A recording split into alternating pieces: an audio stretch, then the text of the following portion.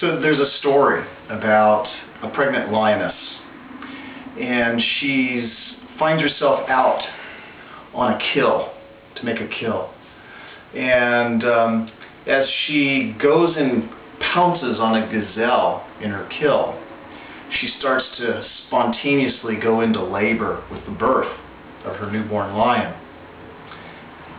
As she's starting to give birth to her lion, she has overexhausted herself in the kill and gives birth to the lion, but dies in the very act of giving birth.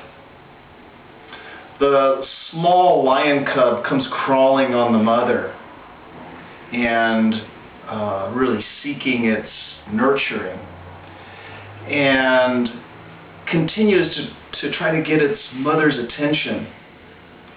And then the sun starts to fall, and so the lion cub is at risk for the other animals in the jungle. Well, as it happens, a pack of wild goats comes by as the sun starts to set.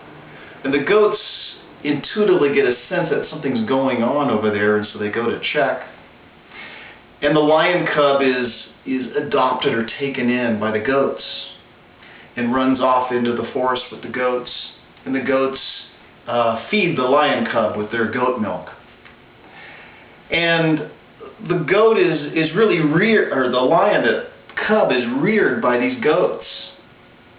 In fact, he's brought up on goat's milk. He's been modeling his way of life and behavior after goats.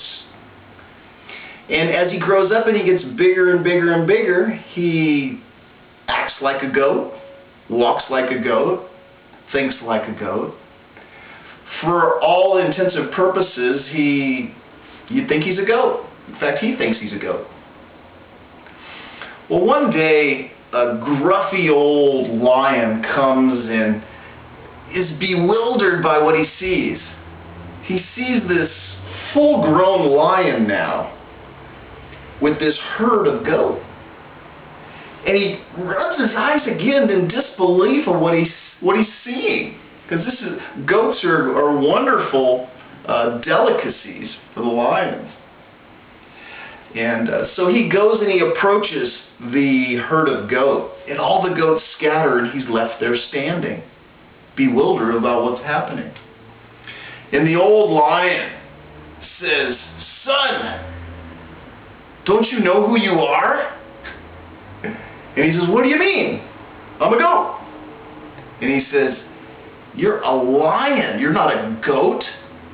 And he says, "What do you mean? I'm a goat." You see, he had adopted goat consciousness. So the old lion, committed to the legacy of lions and the breed, grabs him by the neck and drags him down to the water's edge and pushes his head out over the water so that he can get a reflection of himself, which isn't a pretty sight at the time. He's mangy, unkempt, like a goat. But the old lion pushes his head out over the water's edge to get a glimpse. And he says, "Don't you see who you are?" And the lion is really bewildered. He can't see himself, even with the reflection. So the old lion says, "Wait here." And he runs off and catches one of the goats and kills it, tears off a piece of flesh. The lion of goat consciousness is beside himself, but the old lion grabs him, opens his mouth, and the lion squirms and says, "No, these are my brothers." But a drop of blood falls onto his lip, and he gets a taste of it. And his mouth gently starts to open. And the old lion stuffs the meat in his mouth and makes him eat it. And the lion chews on it and eats it.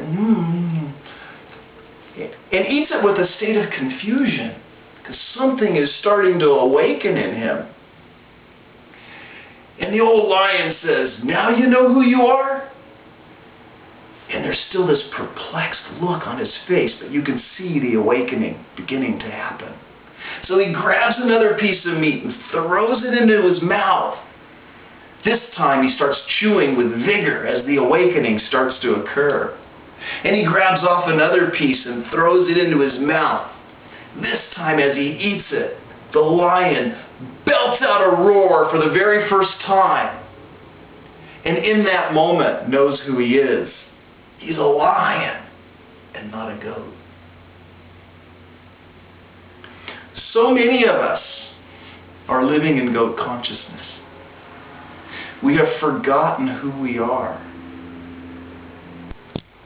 It's time to awaken to the truth of who we are, to find our own roar of awakening, our own truth in terms of who we are. Often in order to do that, we need a set of spiritual practices or even the guide of an old, intolerant lion that again often grabs us by the back of the neck and puts our head in front of the mirror and feeds us raw truths until there's enough of an awakening that we can let out our own mighty roar, our own awakening of truth and realizing who we are.